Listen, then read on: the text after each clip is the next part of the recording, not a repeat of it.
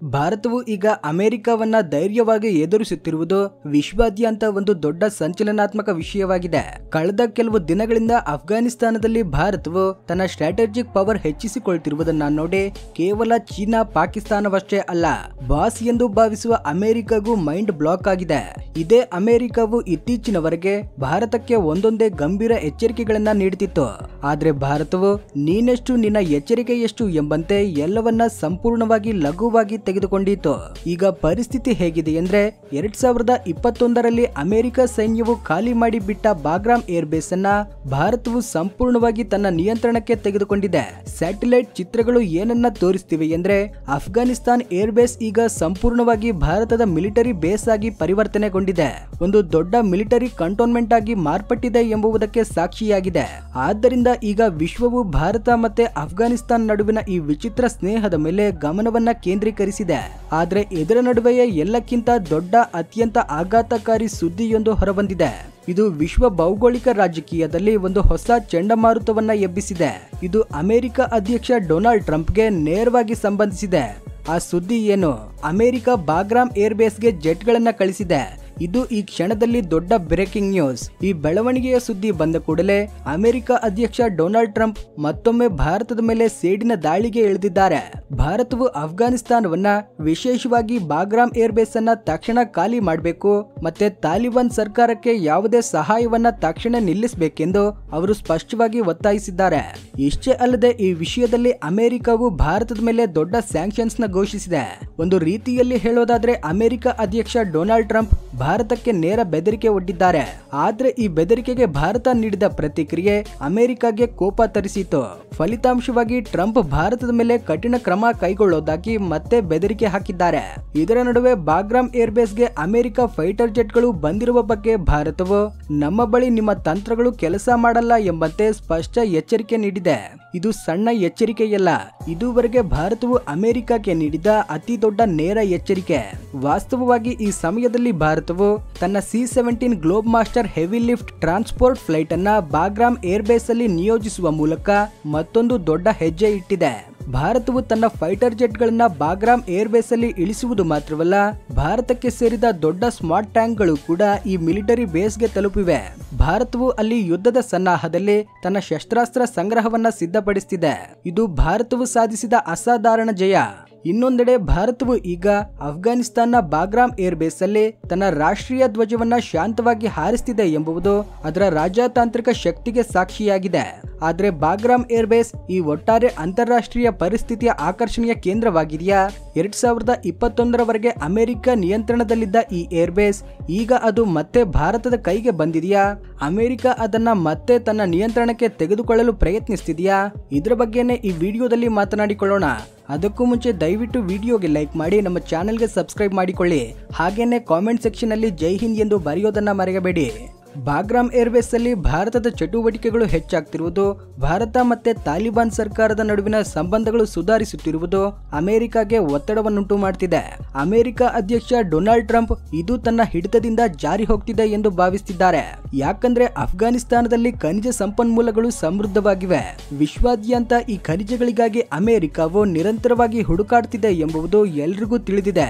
America Afghanistan ಮೇಲೆ ನಿಯಂತ್ರಣವನ್ನ ಪಡೆಯಲು ಬಯಸಿತ್ತು. ಆದ್ದರಿಂದ 2021ರವರೆಗೆ ಅಲ್ಲಿ ತನ್ನ ಮಿಲಿಟರಿ ಆಳ್ವಿಕೆಯನ್ನ ಮುಂದುವರಿಸಿತ್ತು. ಸರಿ, 2021ರಲ್ಲಿ ಅಮೆರಿಕವು ಈ ಏರ್ ಬೇಸ್ ಅನ್ನ ತ್ಯಜಿಸಿದ ನಂತರ ಅಫ್ಘಾನಿಸ್ತಾನದ ತಾಲಿಬಾನ್ ಸರ್ಕಾರ ಈಗ ಬಾಗ್ರಾಮ್ ಏರ್ ಬೇಸ್ ಅನ್ನ ಭಾರತಕ್ಕೆ ಹಸ್ತಾಂತರಿಸಿದೆ. ಅಫ್ಘಾನಿಸ್ತಾನ ಮತ್ತೆ ಭಾರತದ ನಡುವೆ ಬಹಳ ಮುಖ್ಯವಾದ ಒಪ್ಪಂದಗಳು ಒಡಂಬಡಿಕೆಗೆ ಬಂದಿವೆ. ಆದ್ದರಿಂದ ಬಾಗ್ರಾಮ್ ಏರ್ ಬೇಸ್ ಅನ್ನ ಭಾರತಕ್ಕೆ ಹಸ್ತಾಂತರಿಸುವ ನಿರ್ಧಾರವನ್ನ ತೆಗೆದುಕೊಂಡಿದ್ದಾರೆ. ಈ ಏರ್ ಬೇಸ್ ಭಾರತದ ಅಗತ್ಯಗಳನ್ನ ಪೂರೈಸುವುದಲ್ಲದೆ ಅಫ್ಘಾನಿಸ್ತಾನಕ್ಕಾಗಿ ಅತ್ಯಾಧುನಿಕ ಹೈಟೆಕ್ ಏರ್ ಬೇಸ್ ಆಗಿ ಭಾರತವು ಇದನ್ನ ಅಭಿವೃದ್ಧಿ ಪಡಿಸುತ್ತಿದೆ. ಅತ್ಯಾಧುನಿಕ ಏರ್ ಸ್ಟ್ರಿಪ್ ಗಳಿಂದ ಹಿಡಿದು ಸ್ಯಾಟಲೈಟ್ ಸಿಸ್ಟಮ್ ಗಳವರೆಗೆ ಅತ್ಯಾಧುನಿಕ ರಾಡಾರ್ ಸಿಸ್ಟಮ್ ಗಳನ್ನ ಈ ಸ್ಥಳದಲ್ಲಿ ಸ್ಥಾಪಿಸಲಾಗುತ್ತದೆ.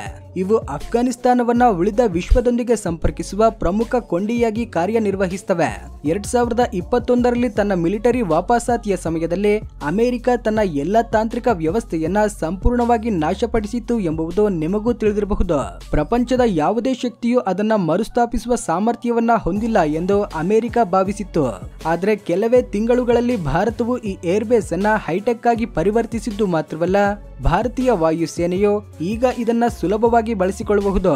ಈ ಸುದ್ದಿ ಅಮೆರಿಕವನ್ನಷ್ಟೇ ಅಲ್ಲ, ಚೀನಾವನ್ನು ಆಘಾತಕ್ಕೊಳಗಾಗಿಸಿದೆ. ವಿಶೇಷವಾಗಿ ಚೀನಾ ಪ್ರಾಂತ್ಯದ 70% ರಿಂದ 80% ಭಾಗ ಈ ಏರ್ಬೇಸ್ನ ವ್ಯಾಪ್ತಿಯೊಳಗೆ ಬರ್ತದೆ. ಇದರರ್ಥ ಅಫ್ಘಾನಿಸ್ತಾನ ಬಾಗ್ರಾಮ್ ಏರ್ಬೇಸ್ ಇಂದ ಭಾರತವು ಚೀನಾವನ್ನಷ್ಟೇ ಅಲ್ಲ, ಸಮಯಕ್ಕೆ ತಕ್ಕಂತೆ ಭಾರತವನ್ನು ಬೆದರಿಸುವ ಪಾಕಿಸ್ತಾನವನ್ನು ಕೂಡ ಎದುರಿಸಬಹುದು. ಈ ಎರಡನ್ನೂ ಎದುರಿಸಲು ಭಾರತವು ಪ್ರಮುಖ ತಂತ್ರವನ್ನ ಜಾರಿಗೆ ತರ್ತಿದೆ. ಇಷ್ಟೇ ಅಲ್ಲದೆ ಭಾರತವು ತನ್ನ ಸುಖೋಯ್ ಫೈಟರ್ ಜೆಟ್ ನ ಇತ್ತೀಚಿನ ಆವೃತ್ತಿಯನ್ನ ಅಫ್ಘಾನಿಸ್ತಾನದ ಬಾಗ್ರಾಮ್ ಏರ್ಬೇಸ್ ಅಲ್ಲಿ ನಿಯೋಜಿಸಿದೆ. ಆದ್ರೆ ಒಂದೆಡೆ ಭಾರತವು ತನ್ನ ರಾಜತಾಂತ್ರಿಕ ಕೌಶಲ್ಯವನ್ನ ತೋರಿಸುತ್ತಿರುವಾಗ, ಮತ್ತೊಂದೆಡೆ ಒಂದು ಕಾಲದಲ್ಲಿ ಭಾರತಕ್ಕೆ ಬೆದರಿಕೆಯಾಗಿದ್ದ ದೇಶಗಳನ್ನ ಗುರಿಯಾಗಿಸುತ್ತಿದೆ.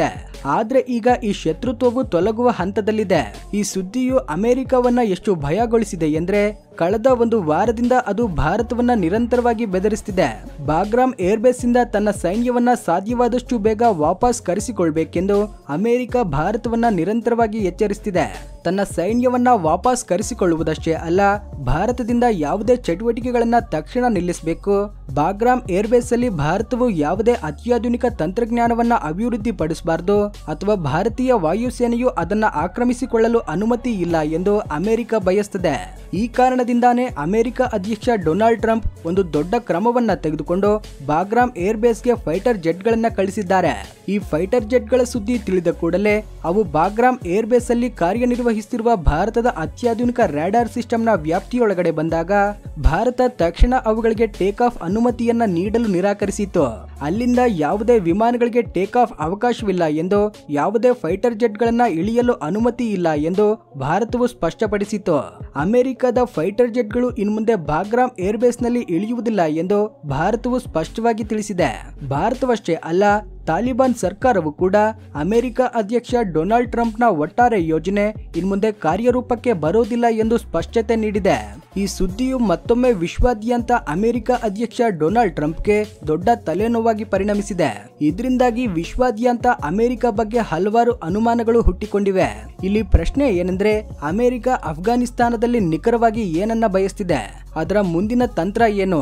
ಈ ಒಟ್ಟಾರೆ ಬೆಳವಣಿಗೆಯಲ್ಲಿ ಟ್ರಂಪ್ ಮತ್ತೊಮ್ಮೆ ದೊಡ್ಡ ಕುತಂತ್ರಕ್ಕೆ ಪ್ರಯತ್ನಿಸುತ್ತಿದ್ದಾರಾ? ಭಾರತದ ಹೆಚ್ಚುತ್ತಿರುವ ಪ್ರಭಾವವನ್ನ ಹೇಗೆ ತಡೆಯಬೇಕೆಂದು ಟ್ರಂಪ್ ಯೋಜನೆ ಮಾಡುತ್ತಿದ್ದಾರಾ? ಅಮೆರಿಕ ಅಧ್ಯಕ್ಷ ಡೊನಾಲ್ಡ್ ಟ್ರಂಪ್ ಈ ಹಿಂದೆ ಮಾಡಿದಂತೆ ಮತ್ತೊಮ್ಮೆ ಬಾಗ್ರಾಮ್ ಏರ್ಬೇಸ್ ಅನ್ನ ತನ್ನ ನಿಯಂತ್ರಣಕ್ಕೆ ತೆಗೆದುಕೊಳ್ಳಲು ಬಯಸುತ್ತಿದ್ದಾರಾ? ವಾಸ್ತವವಾಗಿ ಬಾಗ್ರಾಮ್ ಏರ್ಬೇಸ್ ನ ಪುನರುಸ್ಥಾಪನೆ, ನಿರ್ವಹಣೆ ಮತ್ತೆ ಅದರ ಬಳಕೆಗೆ ಭಾರತೀಯ ವಾಯುಸೇನೆ ಮಾತ್ರ ಜವಾಬ್ದಾರಿಯಾಗಿದೆ ಎಂದು ಅಫ್ಘಾನಿಸ್ತಾನ ಸ್ಪಷ್ಟಪಡಿಸಿದೆ. ಅಫ್ಘಾನಿಸ್ತಾನ ಬೇರೆ ಯಾವ ದೇಶದ ವಾಯುಸೇನೆಗೂ ಅನುಮತಿ ನೀಡಿಲ್ಲ.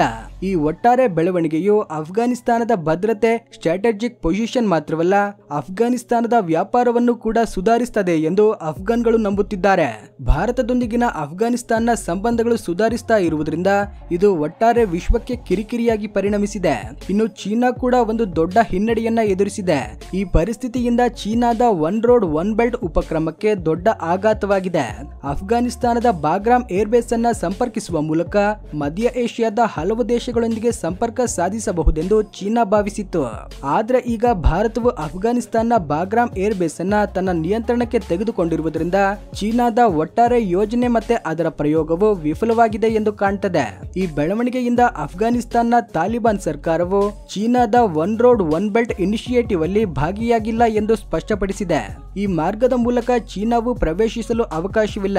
ಈ ಸುದ್ದಿ ಚೀನಾವನ್ನ ಕ್ರಿಯಾಶೀಲಗೊಳಿಸಿದ್ದು ಮಾತ್ರವಲ್ಲ, ಸಂಪೂರ್ಣವಾಗಿ ಆಘಾತಕ್ಕೊಳಗಾಗಿಸಿದೆ. ಈ ವಿಷಯದಲ್ಲಿ ಭಾರತವು ಅಂತಿಮವಾಗಿ ಗೆದ್ದಿದೆ ಎಂದು ಚೀನಾ ಈಗ ಒಪ್ಪಿಕೊಂಡಿದೆ. ಭಾರತವು ಈ ಪ್ರಯತ್ನದಲ್ಲಿ ಚೀನಾವನ್ನ ಸೋಲಿಸಿದ್ದು ಮಾತ್ರವಲ್ಲ, ತನ್ನ ಸ್ಥಾನವನ್ನ ಗಟ್ಟಿಗೊಳಿಸುವ ಮಿಲಿಟರಿ ಹೂಡಿಕೆಯನ್ನು ಗಳಿಸಿದೆ. ಇನ್ನು ಅಮೆರಿಕ ಭಾರತಕ್ಕೆ ಅಫ್ಘಾನಿಸ್ತಾನದ ಬಾಗ್ರಾಮ್ ಏರ್ಬೇಸ್ ಅನ್ನ ಸಾಧ್ಯವಾದಷ್ಟು ಬೇಗ ಖಾಲಿ ಮಾಡಬೇಕೆಂದು ಸ್ಪಷ್ಟವಾಗಿ ತಿಳಿಸಿದೆ. ಆದ್ರೆ ಭಾರತವು ಅದನ್ನ ಸಂಪೂರ್ಣವಾಗಿ ತಿರಸ್ಕರಿಸಿದೆ. ಯಾಕಂದ್ರೆ ಭಾರತದ ರಾಡಾರ್ ಸಿಸ್ಟಮ್ಗಳು ಅತ್ಯಂತ ಸುಧಾರಿತವಾಗಿವೆ. ಅವು ಸಾವಿರಾರು ಕಿಲೋಮೀಟರ್ಗಳ ವ್ಯಾಪ್ತಿಯಲ್ಲಿ ಟ್ರ್ಯಾಕ್ ಮಾಡುವ ಸಾಮರ್ಥ್ಯವನ್ನ ಹೊಂದಿವೆ. ಇಷ್ಟೇ ಅಲ್ಲದೆ ಯಾವುದೇ ಅಮೆರಿಕದ ಫೈಟರ್ ಜೆಟ್ ಅನ್ನ ಸುಲಭವಾಗಿ ಪತ್ತೆ ಹಚ್ಚುವ ಸಾಮರ್ಥ್ಯವನ್ನು ಹೊಂದಿವೆ. ಇದು ಈಗ ಅಮೆರಿಕ ಅಧ್ಯಕ್ಷ ಡೊನಾಲ್ಡ್ ಟ್ರಂಪ್ ನನ್ನ ಭಯಗೊಳಿಸುವ ಭಾರತದ ಶಕ್ತಿಯಾಗಿದೆ. ಈ ಸುದ್ದಿ ಹೊರಬಂದ ಕೂಡಲೇ ಅಮೆರಿಕ ಅಧ್ಯಕ್ಷ ಡೊನಾಲ್ಡ್ ಟ್ರಂಪ್ ಅದೇ ಹಳೆಯ ರಾಗವನ್ನ ಮತ್ತೆ ಆರಂಭಿಸಿದ್ದಾರೆ.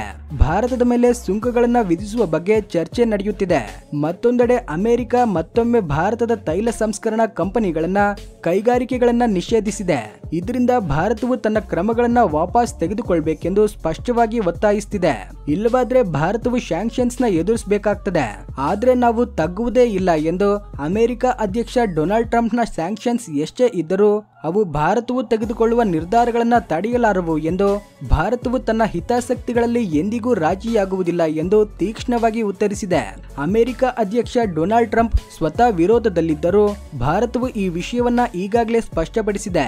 ಭಾರತದ ಪ್ರಧಾನಮಂತ್ರಿ ನರೇಂದ್ರ ಮೋದಿ ಅವರು ಮತ್ತೊಮ್ಮೆ ತಮ್ಮ ನಿಲುವನ್ನ ಸ್ಪಷ್ಟಪಡಿಸಿದ್ದಾರೆ. ಬಾಗ್ರಾಮ್ ಏರ್ಬೇಸ್ ಈಗ ಭಾರತಕ್ಕೆ ಸಂಪೂರ್ಣ ಮಿಲಿಟರಿ ಬೇಸ್ ಆಗಿ ಮಾರ್ಪಟ್ಟಿದೆ. ಭಾರತೀಯ ವಾಯುಸೇನೆಯಷ್ಟೇ ಅಲ್ಲ, ಭಾರತವು ಶೀಘ್ರದಲ್ಲೇ ಇಲ್ಲಿ ಒಂದು ದೊಡ್ಡ ಮಿಲಿಟರಿ ಎಕ್ಸರ್ಸೈಸ್ ಅನ್ನ ಆರಂಭಿಸಲಿದೆ.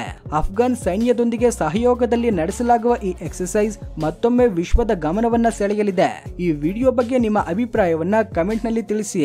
ವಿಡಿಯೋ ಇಷ್ಟವಾಗಿದ್ರೆ ಲೈಕ್ ಮಾಡಿ, ಶೇರ್ ಮಾಡಿ, ಚಾನೆಲ್ಗೆ ಸಬ್ಸ್ಕ್ರೈಬ್ ಮಾಡ್ಕೊಳ್ಳಿ. Thanks for watching.